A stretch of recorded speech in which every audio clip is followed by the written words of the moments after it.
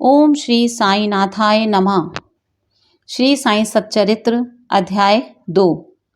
इस अध्याय में ग्रंथ लेखन का ध्येय, कार्य आरंभ में असमर्थता और साहस, गर्मागर्म बहस, अर्थपूर्ण उपाधि हेमाडपंथ और गुरु की आवश्यकता आदि विषय सम्मिलित हैं। गत अध्याय में ग्रंथकार ने अपने मौलिक ग्रंथ श्री साई सच्चरित्र में उन कारणों पर प्रकाश डाला था जिनके द्वारा उन्हें ग्रंथ रचना के कार्य को आरंभ करने की प्रेरणा मिली। अब वे ग्रंथ पठन के योग्य अधिकारियों तथा अन्य विषयों का इस अध्याय में विवेचन करते हैं।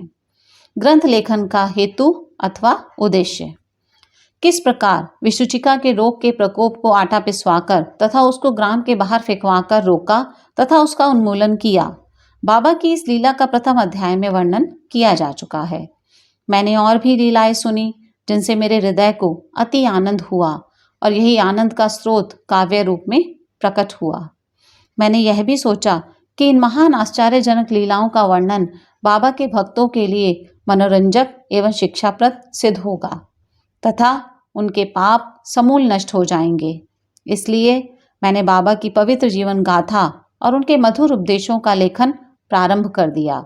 श्री साईं की जीवनी ना तो उलझनपूर्ण है और ना ही संकीर्ण, वरन सत्य और आध्यात्मिक मार्ग का वास्तविक दिग्दर्शन कराती है। कार्य आरंभ करने में असमर्थता और साहस।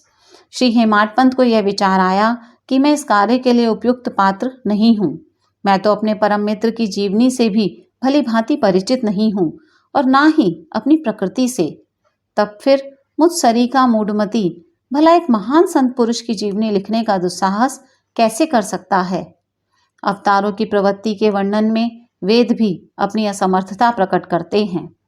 किसी संत का चरित्र समझने के लिए स्वयं को पहले संत होना नितांत आवश्यक है। फिर मैं तो उनका गुणगान करने के सर्वथा अयोग्य ही हूँ। संत की जीवनी लिखने में एक महान साहस की आवश्यकता है और कहीं ऐसा ना हो कि चार लोगों के समक्ष हास्य का पात्र बनना पड़े। इसलिए श्री साईं बाबा की कृपा प्राप्त करने के लिए मैं ईश्वर से प्रार्थना करने लगा। महाराष्ट्र के संत श्रेष्ठ श्री ज्ञानेश्वर महाराज का कथन है कि संत चरित्र के रचयिता से परमात्मा अति प्रसन्न होता है। तुलसीदास जी ने भी कहा है कि साधु चरित शुभ सरस कपासु, निरस विशद गुण में फल जासु, जो सह दुख पर छिद्र दुरावा, वंदनीय जय जगजस पावा। भक्तों को भी संतों की सेवा करने की इच्छा बनी रहती है। संतों की कार्य पूर्ण करा लेने की प्रणाली भी विचित्र ही है। यथार्थ प्रेरणा तो संत ही किया करते हैं, भक्त तो निमित्त मात्र, या कहिए कि कार्य पूर्ति के लिए एक यंत्र मात्र हैं। उदाहरणार्थ शक संवत 1700 में कवि महापति को संत चरित्र लेखन की प्रेरणा हुई। ईश्वर ने संतों में अंत प्रेरणा पैदा की और कार्य पूर्ण हो गया। इसी प्रकार शक संवत 1800 में श्री दासगणु की सेवा स्वीकार हुई। महिपति ने 4 काव्य रचे, भक्त विजय, संत विजय, भक्त लीलामृत और संत लीलामृत, और दासगणु ने केवल 2, भक्ति लीलामृत और संत कथामृत, जिसमें आधुनिक संतों के चरित्रों का वर्णन है। भक्ति लीलामृत के अध्याय 31, 32, 33 तथा संत कथामृत के 57वें अध्याय में श्री साईं बाबा की मधुर जीवनी तथा अमूल्य उपदेशों का वर्णन सुंदर एवं रोचक ढंग से किया गया है। इनका उद्धरण श्री साईं लीला पत्रिका के अंक 11, 12 और 17 में भी दिया गया है। पाठकों से इनके पठन का अनुरोध है।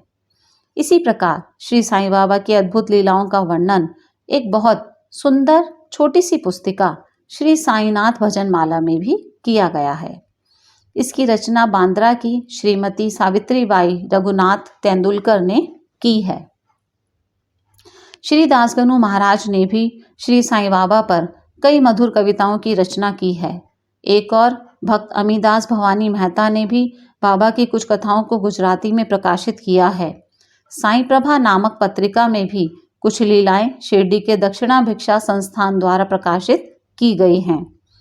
अब प्रश्न यह उठता है कि जब श्री साईनाथ महाराज के जीवन पर प्रकाश डालने वाला इतना साहित्य उपलब्ध है, फिर और एक ग्रंथ साईं सचित्र रचने की आवश्यकता ही कहाँ पैदा होती है? इसका उत्तर केवल यही है कि श्री साईं बाबा की जीवनी सागर के सदृश अगाध, विस्तृत और अथाह है। यदि उसमें गहरे गोते लगाए जाएं तो ज्ञान एवं भक्ति रूपी अमूल्य रत्नों की सहज ही प्राप्ति हो सकती है, जिनसे मुमुक्षुओं को बहुत लाभ होगा। श्री साईं बाबा की जीवनी, उनके दृष्टांत एवं उपदेश महान आश्चर्य से परिपूर्ण है। दुख और दुर्भाग्यग्रस्त मानवों को इनसे शांति और सुख प्राप्त होगा तथा लोक व परलोक में श्रेयस की प्राप्ति होगी। यदि श्री साईं बाबा के उपदेशों का, जो कि वैदिक शिक्षा के समान ही मनोरंजक और शिक्षाप्रद हैं, ध्यानपूर्वक श्रवण एवं मनन किया जाए तो भक्तों को अपने मनोवांछित फल की प्राप्ति हो जाएगी, अर्थात ब्रह्मा से अभिन्नता, अष्टांग योग की सिद्धि और समाधि आनंद आदि की प्राप्ति सरलता से हो जाएगी। यह सोचकर ही मैंने चरित्र की कथाओं को संकलित करना प्रारंभ कर दिया। साथ ही यह विचार भी आया कि मेरे लिए सबसे उत्तम साधना भी केवल यही है। जो भोले भाले प्राणी श्री साईं बाबा के दर्शनों से अपने नेत्र सफल करने के सौभाग्य से वंचित रहे हैं, उन्हें यह चरित्र अति आनंददायक प्रतीत होगा। अतः मैंने भी अपना अहंकार उनके श्री चरणों में न्यौछावर कर दिया। मैंने सोचा कि अब मेरा पथ अति सुगम हो गया है और बाबा मुझे इहलोक और परलोक में सुखी बना देंगे। मैं स्वयं बाबा की आज्ञा प्राप्त करने का साहस नहीं कर सकता था। अतः मैंने श्री माधवराम उपनाम श्यामा से, जो कि बाबा के अंतरंग भक्तों में से थे, इस हेतु प्रार्थना की। उन्होंने इस कार्य के निमित्त श्री साईं बाबा से विनम्र शब्दों में इस प्रकार प्रार्थना की। ये अन्ना साहेब आपकी जीवनी लिखने के लिए अति उत्सुक हैं, परंतु आप कृपया ऐसा ना कहना कि मैं तो एक फकीर हूँ और मेरी जीवनी लिखने की आवश्यकता ही क्या है। आपकी केवल कृपा और अनुमति से ही ये लिख सकेंगे, अथवा आपके श्री चरणों का पुण्य प्रताप ही इस कार्य को सफल बना देगा। आपकी अनुमति तथा आशीर्वाद के अभाव में कोई भी कार्य यशस्वी नहीं हो सकता। यह प्रार्थना सुनकर बाबा को दया आ गई।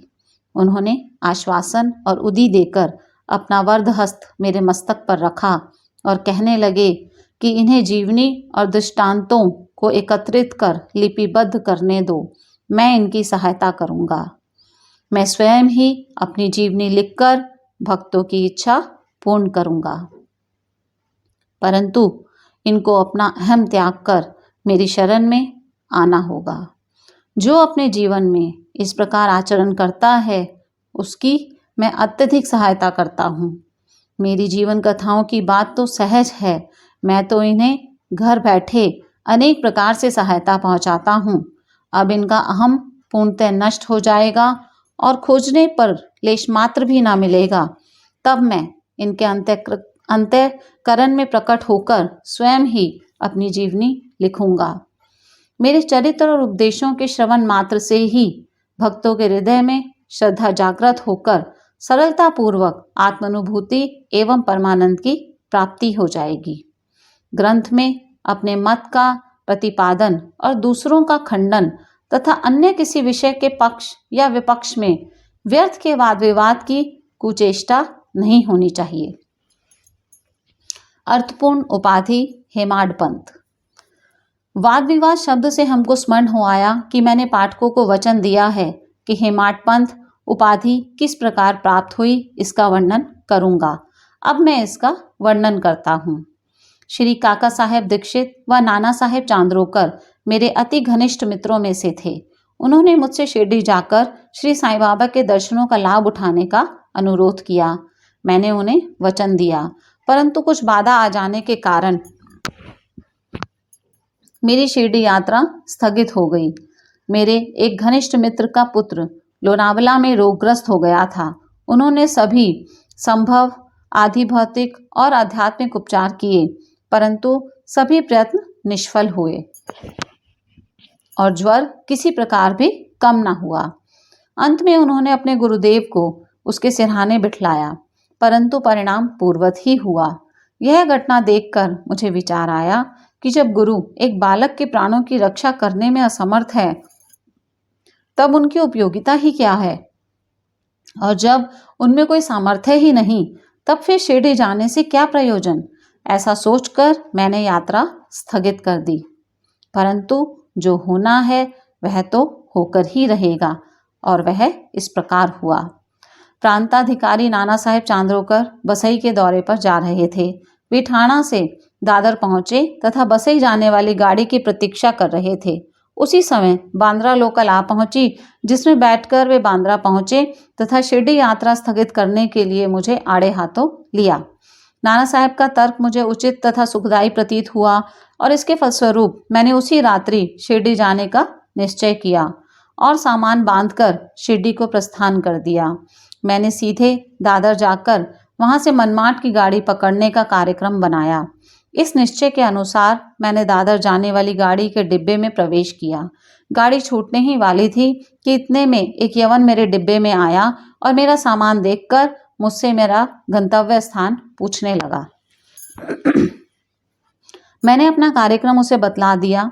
उसने मुझसे कहा कि मनमाड की गाड़ी दादर पर खड़ी नहीं होती, इसलिए सीधे बोरीबंदर से होकर जाओ।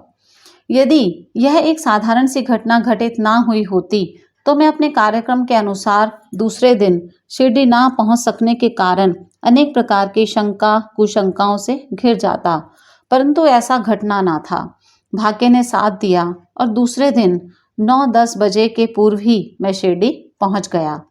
यह सन 1910 की बात है, जब प्रवासी भक्तों के ठहरने के लिए साठेवाड़ा ही एकमात्र स्थान था।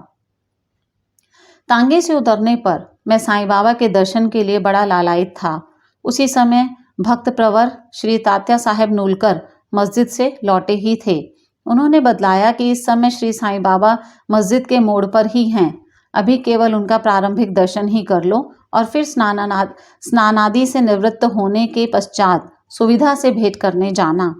यह सुनते ही मैं दौड़कर गया और बाबा की चरण वंदना की। मेरी प्रसन्नता का पारावार न रहा। मुझे क्या नहीं मिल गया था। मेरा शरीर उल्लसित सा हो गया। शुद्धा और तृषा की सुध जाती रही। जिस क्षण से उनके भव विनाशक चरणों का स्पर्श प्राप्त हुआ, मेरे जीवन में एक नूतन आनंद प्रवाह बहने लगा। मैं उनका सदैव के लिए ऋणी हो गया। उनका यह उपकार मैं कभी भूल न सकूंगा।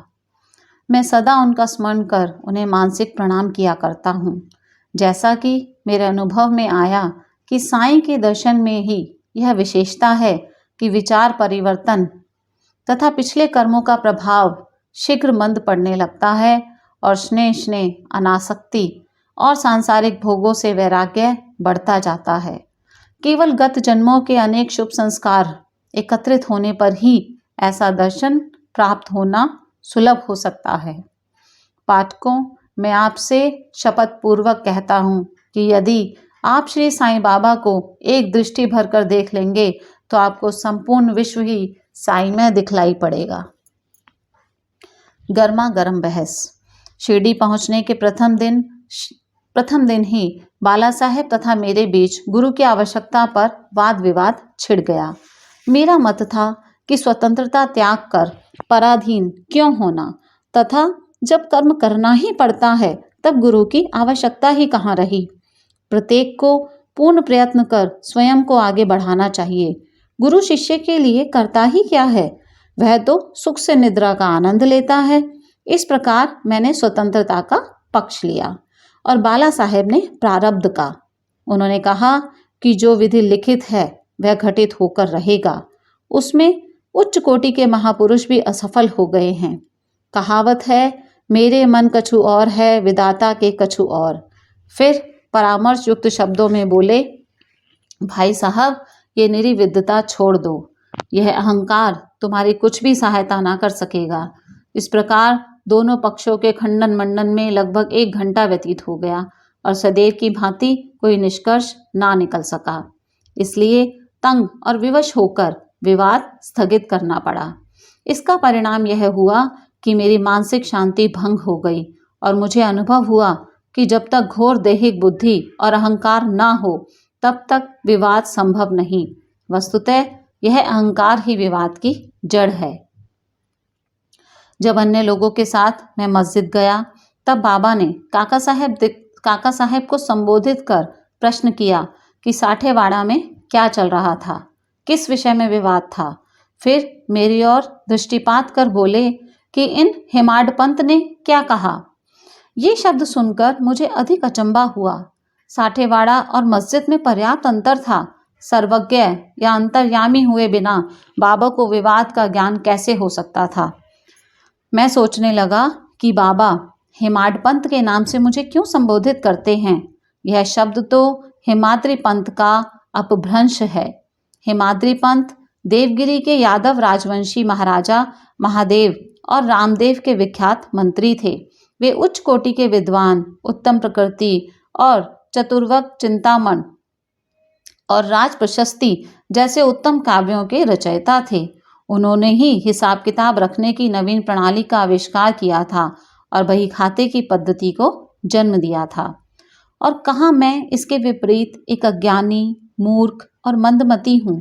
अतः मेरी समझ में यह ना आ सका कि मुझे इस विशेष उपाधि से विभूषित करने का क्या तात्पर्य है।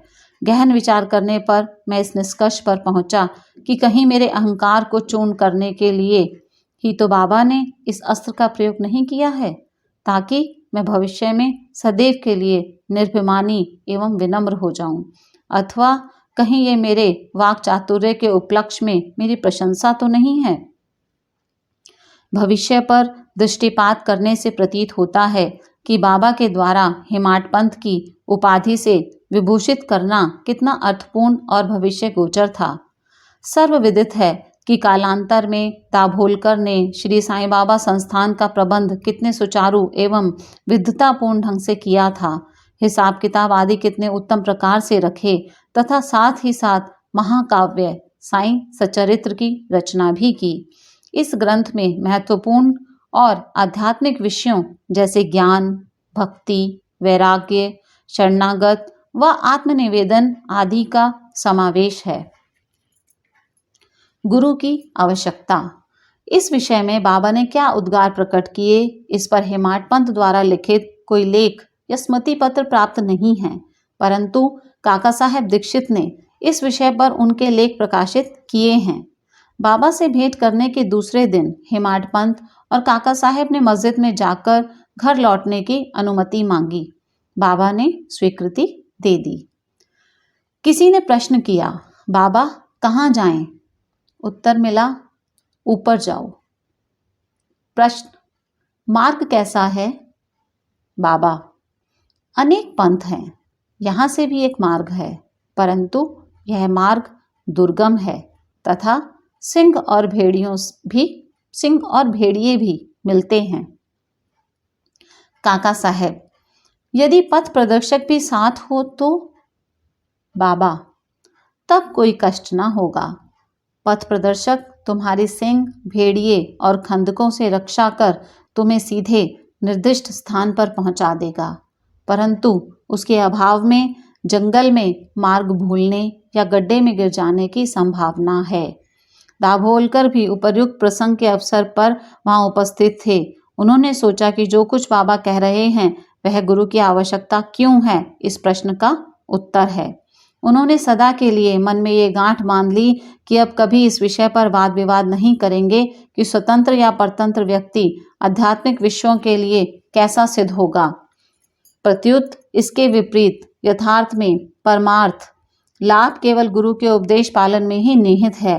इन उपदेशों का वर्णन मूल काव्य ग्रंथ के इसी अध्याय में किया गया है, जिसमें लिखा है कि राम और कृष्ण महान अवतारी होते हुए भी आत्मानुभूति के लिए राम को अपने गुरु वशिष्ठ और कृष्ण को अपने गुरु संदीपनी की शरण में जाना पड़ा था। इस मार्ग में उन्नति प्राप्त करने के लिए केवल श्रद्धा और धैर्य, ये ही दो गुण सहायक हैं। ओम सद्गुरु साईनाथ महाराज की जय।